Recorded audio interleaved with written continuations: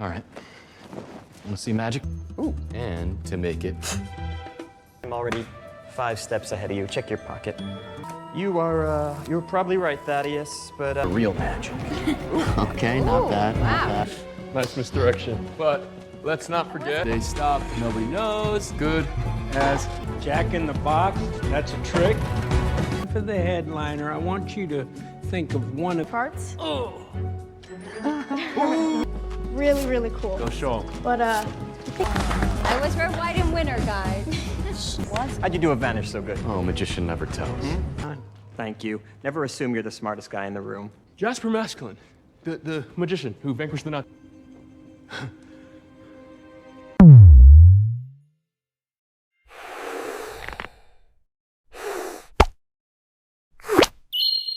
Halo Males People, balik lagi sama gua, teman begadang lu yang paling setia nyeritain film-film keren sampai tuntas. Kali ini kita bakal bedah satu film yang isinya kumpulan orang dengan IQ di atas rata-rata, tapi kelakuan kriminalnya juga di atas rata-rata. Lu masih inget gak sama The Four Horsemen? Geng pesulap nekat yang hobi ngerampok orang kaya korup sambil ditepuk tanganin ribuan orang. Untuk lu yang belum tahu, ini adalah sequel film Now You See Me yang ketiga. Jadi, yang belum nonton season 1 dan 2, lu bisa nonton di Netflix dan Prime Video. Premis cerita kali ini gila banget dan penuh plot twist cuy. Setelah lama menghilang tanpa kabar bak ditelan bumi, mereka akhirnya balik lagi ke panggung. Tapi, comeback mereka nggak mulus. Kali ini, musuhnya bukan cuma polisi atau FBI yang gampang dibegoin, tapi seorang wanita sosialita kejam yang punya hobi koleksi berlian dan nyuci uang haram. Taruhannya juga naik kelas, bukan lagi penjara, tapi nyawa mereka yang terancam bakal dikubur hidup-hidup di tengah gurun pasir. Penasaran gimana cara mereka lolos dari kematian cuma modal trik receh tapi jenius? Buat lu yang nonton ini sambil makan, jangan lupa baca doa. Tanpa banyak baba cocot di awal, langsung aja kita masuk ke alur ceritanya. keys. Whoa. You might wanna update. Cerita kita buka di sebuah acara. Penonton yang udah nungguin bertahun-tahun langsung histeris ketika 4 penunggang kuda muncul entah dari mana. Daniel Atlas dengan gaya songongnya yang khas, Merritt si ahli hipnotis, Jack si tangan cepat, dan Henley si ahli meloloskan diri. Sorak-sorai penonton pecah banget. Suasananya udah kayak konser band papan atas tapi versinya para illusionis. Yes, we vanished for a while. I'm Mayor Mechanic. Hooray, because you wanted to get... Let's face it, y'all need magic more than ever. Henley Reeves? Now Henley Reeves. Namun, di barisan VIP, terlihat seorang pria bernama Brad Finnegan. Wajahnya memancarkan aura orang kaya baru yang sangat meremehkan pertunjukan tersebut. Dia terlihat mencemooh aksi mereka ke temannya, menganggap semua itu trik murahan untuk anak kecil. Tapi dia tidak sadar, di dekatnya ada Charlie, pria misterius yang membisikkan peringatan halus agar Brad menjaga mulutnya. Di sebelahnya juga ada June, wanita cantik yang menatap Brad dengan tatapan menilai, seolah sedang menghitung berapa kekayaan yang bisa dikuras dari pria sombong itu. These guys were great back in the day. I used to want to be a magician. Pertunjukan dimulai. Daniel menginstruksikan penonton agar mengeluarkan kartu yang sudah dibagikan. Sementara Hanley memastikan kartu-kartu itu diacak agar tidak ada rekayasa. Daniel kemudian menunjuk acak ke satu penonton pria bernama Bosco. Nah, disinilah kegilaannya bermula. Merritt maju mendekat, menatap tajam mata Bosco, dan seketika itu juga Bosco terkena hipnotis total. Tubuhnya kaku, tatapannya kosong. Yang bikin merinding, Merritt menciptakan ilusi seolah-olah Henley, Daniel, dan Jack bergantian masuk ke tubuh Bosco.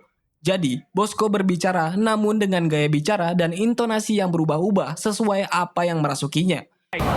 Yep, and Jack, why don't you throw your... And I'm...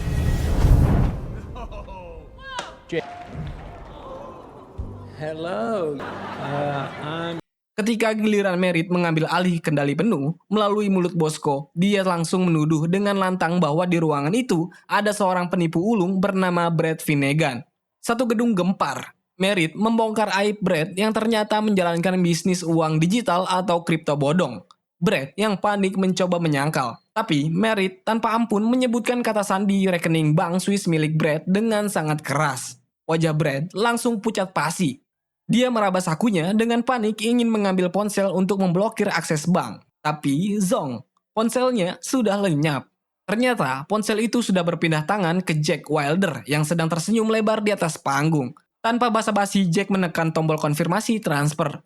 Detik itu juga, saldo rekening berat yang berisi miliaran rupiah langsung terkuras habis dan dibagi rata ke rekening seluruh penonton. Di sana, notifikasi ponsel ribuan penonton berbunyi serentak, menandakan masuknya uang kaget. Hujan duit digital, guys. You to take your drink, and I want you to pour it on. And you'll find Brett's stolen millions more. Freaking done, dude! Whoa, cool your head. In 3, 2, 1. Brett yang murka lari ke panggung ingin menghajar Daniel. Tapi saat pukulannya melayang, tangannya hanya menembus udara. Daniel yang berdiri di sana ternyata cuma hologram. Brett hanya bisa memukul angin sambil menahan malu.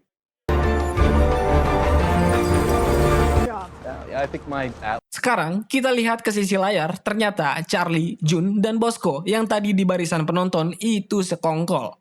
Mereka adalah tim muda rekrutan baru yang membantu 4 penunggang kuda dari balik layar. Ternyata itu semua palsu atau ilegal menggunakan deepfake AI. Mereka menggunakan nama Horseman dalam acara tersebut agar mendapatkan kepercayaan publik. Di balik semua itu ada Charlie sebagai otak rencana, Jun si copet handal, dan Bosco si aktor lapangan. Mereka terlihat sangat girang karena berhasil mempermalukan Brett. Tapi euforia mereka tidak bertahan lama. Saat Charlie hendak mematikan proyektor hologram, Daniel yang asli tiba-tiba muncul di ruangan itu. Charlie kaget setengah mati. Daniel menatap mereka tajam, memberikan pujian sekaligus teguran keras bahwa meski mereka berbakat, nyali mereka terlalu besar karena berani menggunakan nama The Horseman tanpa izin. The red Teletubby, her name is Poe. Not a big fan of authority, I take it. Daniel tidak datang hanya untuk marah-marah saja. Dia menunjukkan sebuah kartu tarot berlambangkan sang mata. Ternyata, organisasi rahasia para pesulap itulah yang memerintahkan Daniel untuk merekrut 3 bocah nekat ini. Misi mereka selanjutnya jauh lebih gila dan berbahaya. Mencuri berlian langit, permata paling mahal di dunia milik Veronica Vanderburg. Siapakah Veronica ini? Dia adalah wanita penguasa tambang di Afrika Selatan.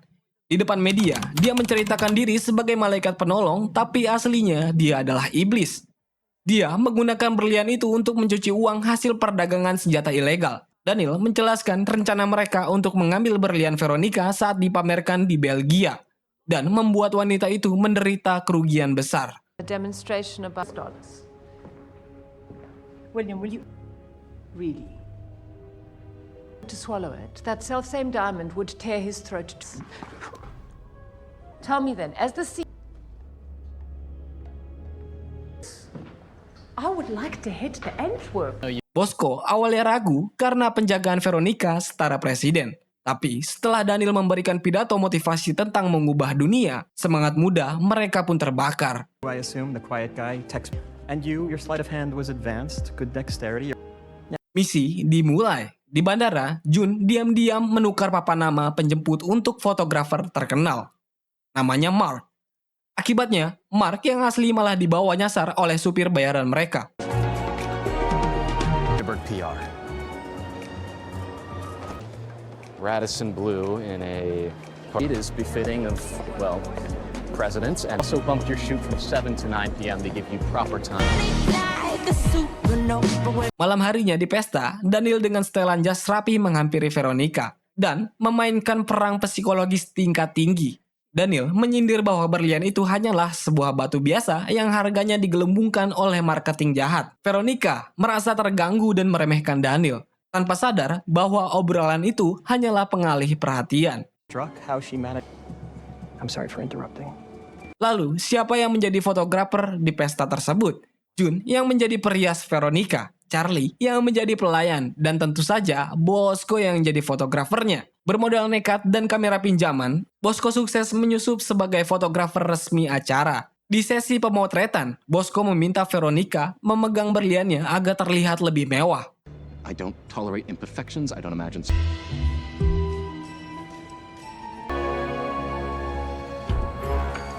Saat Veronica lengah, Jun memicu keributan di pojok ruangan untuk mengacaukan fokus keamanan. Mereka pun beraksi. And you.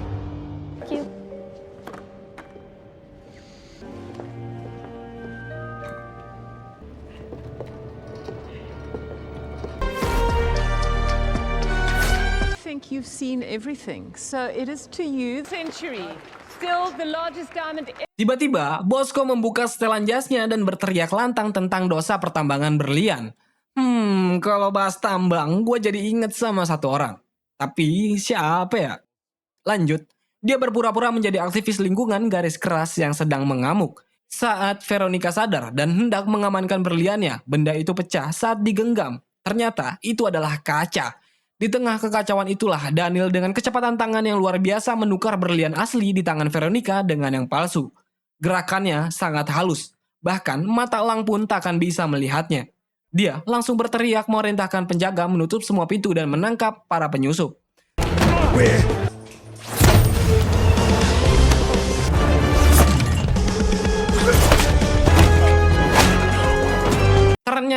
Ternyata, mereka pada saat pemotretan, tim Horseman sudah memodifikasi kotak tersebut. Still safe with me. Daniel berlari bersama Jack, dikejar satu kompi satpam. Henley Reeves? I had so many posters of you. Beethoven's Concerto in D major.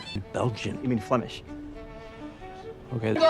Mereka menuju atap gedung di mana sebuah helikopter sudah menunggu dengan baling-baling berputar kencang. Mereka melompat masuk. Namun, anehnya, tiba-tiba helikopter itu menghilang. Penjaga tertipu mentah-mentah. Itu bukan helikopter sungguhan, melainkan hanya rangkaian kardus dan lampu LED yang disusun sedemikian rupa menciptakan ilusi optik di malam hari. Aslinya, mereka kabur lewat flying fog. Sumpah, penjaga di film ini benar-benar dibuat tidak berdaya oleh trik mereka. I address the Freaked out my kids. Yeah, sorry. Sorry about that. how are Di sana, suasana berubah sendu. Bukannya seneng, Daniel dan kawan-kawan lama malah terlibat adu mulut. Terungkap bahwa selama menghilang, hidup mereka berantakan. Henley meninggalkan anaknya, Jack, putus cinta dan depresi. Mereka merasa dikorbankan oleh sang mata tanpa tujuan jelas. Jack bahkan meluapkan emosinya, mempertanyakan gunanya semua aksi ini jika hidup pribadi mereka hancur. Namun, Charlie, si anak baru, menengahi perdebatan para seniornya.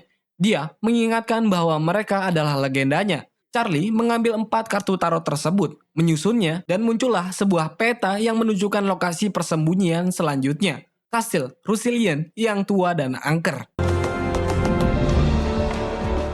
Please don't post photos of the top secret Jealous, I location. know you've never seen a door like this. a little healthy competition? Come on, this isn't. It's right now, Jack. He's got it. He's got it. So. Okay. Some keys.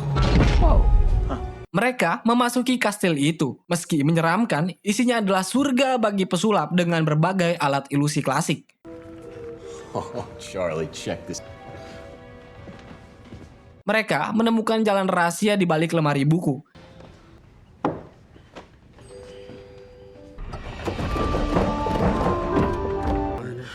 -4.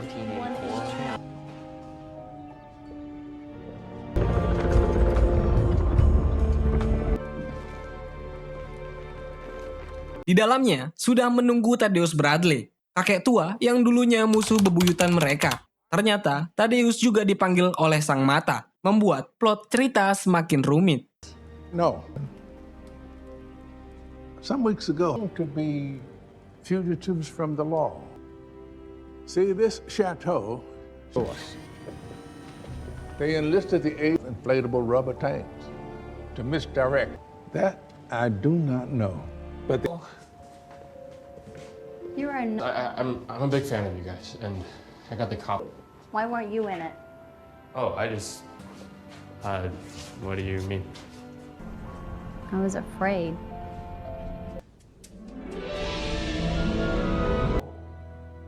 Cool.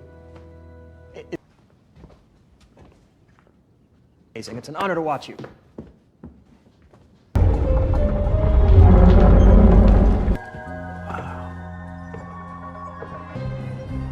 Gummy's kicked in. Look at this. I also do corporate events. Oh, no way. I couldn't tell. I mean, you kind of do. Show me why the eye picked you. Misfit friends aren't here. They're my family. All right. Wanna see magic? Ooh. And to make it I'm already 5 steps ahead of you. Check your pocket. You're probably right, Thaddeus, but real magic. Okay, not bad, not bad. Nice misdirection. But let's not forget, they stopped, nobody knows. Good as. Jack in the Box, that's a trick. For the headliner, I want you to think of one of Parts? Really, really cool. Go show 'em. But, I was red, white, and winter, guys. how'd you do a vanish so good? Oh, magician never tells. Thank you. Never assume you're the smartest guy in the room. Jasper Master. Mereka menemukan dokumen tua yang membuktikan kejahatan Veronica. Bahwa wanita itu tega menghabisi nyawa ibu dan adik tirinya demi menguasai harta warisan tunggal. Fakta ini menegaskan betapa berbahayanya wanita itu. Cleaning their dirty. The eye wants us to unmask the Looks like 15 years ago, Veronica's mom killed herself. Whoa. Hold on. Namun, belum sempat bernafas lega, pasukan Veronica dan polisi menyerbu kastil. Daniel memerintahkan semua untuk lari karena mereka sudah terkepung. Terjadilah kejar-kejaran seru di lorong sempit kastil.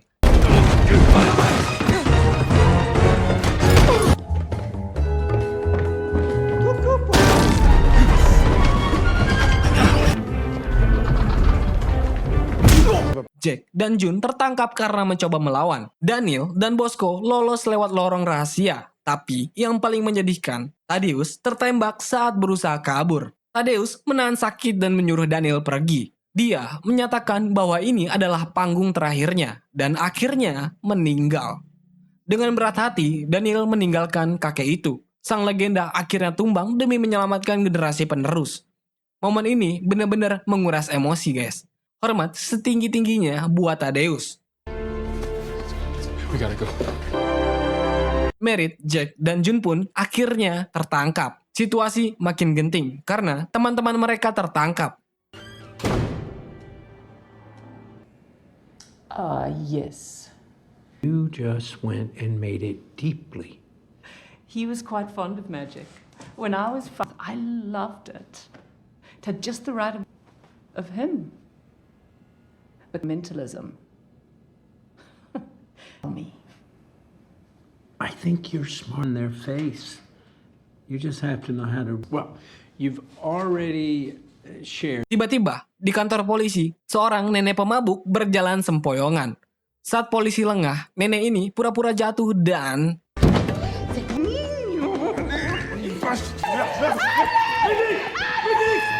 Topeng karet dibuka, dan ternyata itu Lula, mantan pacar Jack yang datang menyelamatkannya.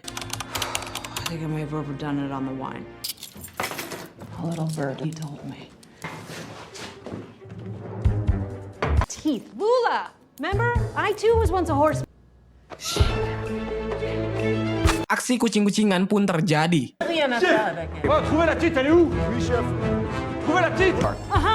Okay, I'll hotwire the car. You get June.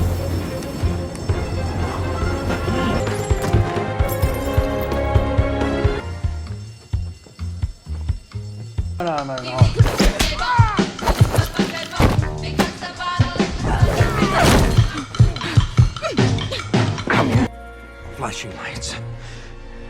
You will and sleep. Jack langsung bebas, namun sayangnya Merritt keburu dibawa oleh Veronica ke Abu Dhabi. Lalu, mereka semua berdebat tentang menyelesaikan misi atau menyelamatkan Merritt. I saw a video of you guys. To me, give a shit. Akhirnya, mereka semua menyusul ke Abu Dhabi. How do we know enough people are gonna show up? Okay, 0. We are going to have to be absolutely flawless at most. Oh. Would you look at this? Those are my kind of odds. Veronica sedang mempersiapkan pameran mobil F1. Daniel mengajukan tawaran pertemuan untuk barter. Merritt ditukar dengan berlian. That's right. The horsemen are back. Oh. Here she is, right on time. Make sure you confirm. Welcome to the W Yacht Island. He's funny. We each possess something beneficial. Pertemuan pun terjadi di Abu Dhabi. di sebuah gedung. Lalu, kita bergeser sebentar. Kita akan melihat tim Gen Z melakukan aksinya. Dan inilah yang terjadi. Of the fastest team in motorsport. Thank you so much for coming. I hope you enjoy the... Hi. David. Cool. I'm from... How's it going, man? Whoa. People gawking at this beauty. All right, whenever you're ready. Yeah, we're trying to get that footage you asked for, but we... Hold up, man. Veronica tersenyum licik meminta berliannya. Daniel menyerahkan berlian itu dan Merit pun dilepaskan. Still think we got ripped off, but it's good to see. Signed, sealed. Tiba-tiba, Veronica shock. Ternyata mobil F1 sudah dicuri oleh Bosco. Tapi namanya penjahat, janji hanyalah janji. Adegan tipu menipu pun terjadi. Saat mereka hendak pergi, Veronica menekan tombol remote dengan wajah puas. Mereka pun terjatuh ke dalam lubang. Mereka terperangkap di dalam kotak kaca raksasa. Lebih parah lagi, pasir mulai disemprotkan masuk ke dalam kotak itu dengan deras. Veronica berteriak mengucapkan selamat menikmati kuburan mereka sambil pergi menaiki mobil mewah. Di dalam kotak, Daniel, Merit, Jack, Henley, dan Lula mulai panik. Pasir makin tinggi, namun Jack mempunyai ide dengan membuka pipa air sebagai langkah pemicu untuk meledakkan kotak kaca tersebut dari dalam menggunakan tekanan massa air dan pasir. Sure, you're funny. Ian Wilder is a little magic wand. It's not. It's cute. Cannot believe we're getting buried alive. Coffin and had it covered in sand. But in the That pipe, then it would wet the sand, and then it'll break. Good. Got this, Come on. got this. Air dan pasir yang bercampur menimbun pinggang, dada, hingga leher. Nafas makin sesak. Lalu, Hanley punya ide dengan menggesekkan berlian di cincinnya ke kaca sehingga membuat kaca itu retak. Mereka pun memukul kaca itu hingga...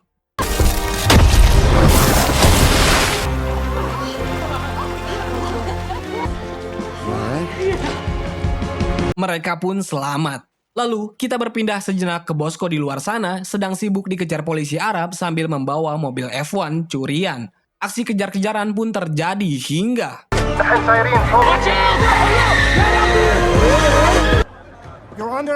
Bosco pun akhirnya ditangkap. Lalu, di dalam mobil tahanan, Bosco dengan segala kepintarannya mampu melepaskan diri dari borgol. Hingga terjadilah pertarungan.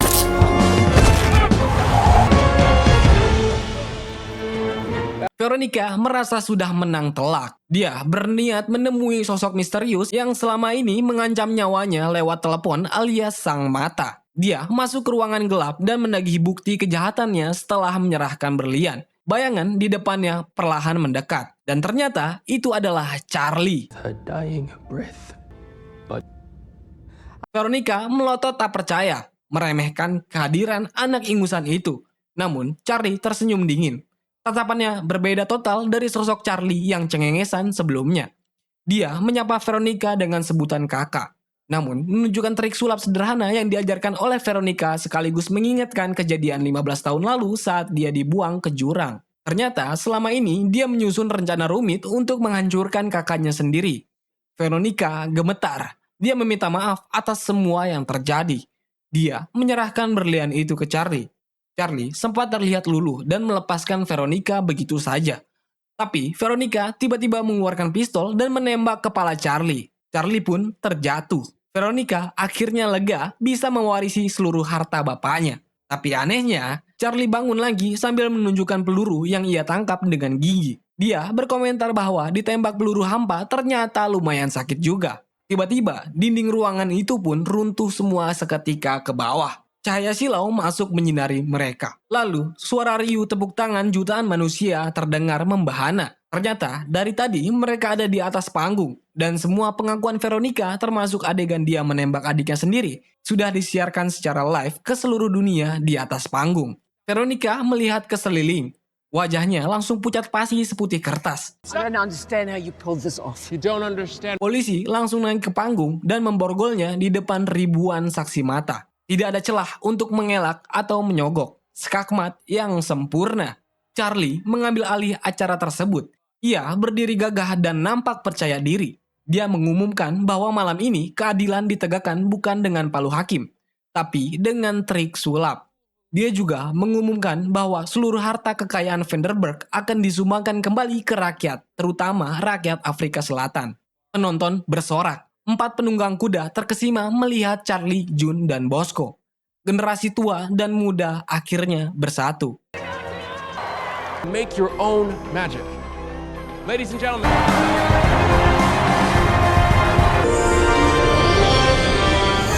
Lalu, akhirnya kita tahu, ternyata Charlie menjalankan strategi catur 5 dimensi yang jenius untuk merekrut Horsemen demi dendam pribadinya yang baik dengan cara memanipulasi ego dan prinsip mereka secara halus. Ia memulainya dengan memasukkan panggilan resmi si mata, menggunakan kartu tarot agar mereka patuh, sekaligus memanfaatkan rasa bersalah mereka atas nasib Dylan sebagai motivasi penebusan dosa. Hanya itu, Charlie cerdik memposisikan dirinya sebagai penggemar polos untuk membuai ego Daniel agar merasa memegang kendali, sambil menyajikan Veronica sebagai target penjahat sempurna yang sesuai dengan prinsip Robin Hood mereka. Sehingga, tanpa sadar para legenda ini menjadi alat eksekusi dalam drama keluarga Charlie yang dikemas rapi sebagai misi keadilan. But before we do that,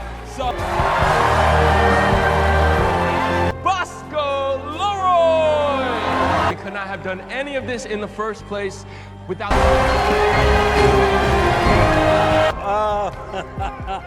You know, we have They pull this off. Okay, well, every magician of this diamond. But here's the twist. Where vengeance Booted. What is that? Laying the groundwork for its our best friend. A ghost. I know I said I'd enjoy. What's I that? don't understand how you pulled this off. You don't understand. He's on assumptions that the car waiting... But In the desert isn't just smoke and mirrors. It is just simply descending into Earth. disappear. The world is full of illusions. I'll make sure every one of our illicit buyers, with a few extra dollars left for all of you. Thank you. Thank you.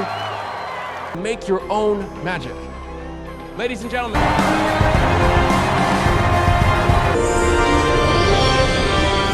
Lalu, adegan akhir, kita diperlihatkan tim Horsemen yang berkumpul bersama. Want to try it? No. Neither could she. I was thinking, I feel like we should. Ponies! Wouldn't be that. It's really bad. Can I talk to you real quick? What is the matter with you? What's wrong? It's hard because I don't... Hey, can you grab some more of those delicious things, Bosco? Will be the one to say it. I am going to miss you guys. You too. Wow, very sweet. Di markas Charlie, mereka mendapat paket kiriman misterius. Ternyata, itu adalah kunci Pandora di Eye, yang isinya adalah hologram Dylan. Ternyata, kasus Dylan akhirnya terungkap bahwa Dylan sebenarnya telah memalsukan penahanannya di penjara dan tidak benar-benar dikurung. Melalui hologram tersebut, Dylan secara resmi melantik Charlie, Bosco, dan June menjadi anggota The Horsemen yang baru. Dylan memberitahu mereka bahwa masih ada pekerjaan yang harus dilakukan, mengisyaratkan misi-misi selanjutnya. You thought right. Think again, team. Wadidaw, wadidaw, wadidaw. Gimana guys? Puas banget gak sih lihat si nenek lampir Veronica kena mental di depan satu dunia? Itu namanya karma dibayar kontan plus bunga-bunganya. Pelajaran yang bisa kita ambil tuh simple tapi ngena banget. Jangan pernah ngeremehin orang yang kelihatan lemah atau receh. Apalagi kalau orang itu punya dendam dan otak jenius. Lu bisa aja punya harta segunung. Tapi kalau musuh lu bisa mainin persepsi satu dunia, lu bakal hancur sehancur-hancurnya hancur. Oke deh, segitu dulu cerita panjang kali ini. Gua sampai aus nih ceritain saking serunya. Kalau lu suka sama cerita yang kayak gini, bom tombol like sekarang juga. Jangan lupa komen di bawah. Kalau lu jadi Charlie, lu bakal maafin kakak lu atau lakuin hal yang sama. Jangan lupa subscribe biar gak ketinggalan cerita gokil lainnya. Gua cabut dulu, mau belajar trik ngilang dari utang. Bye, males people. Assalamualaikum.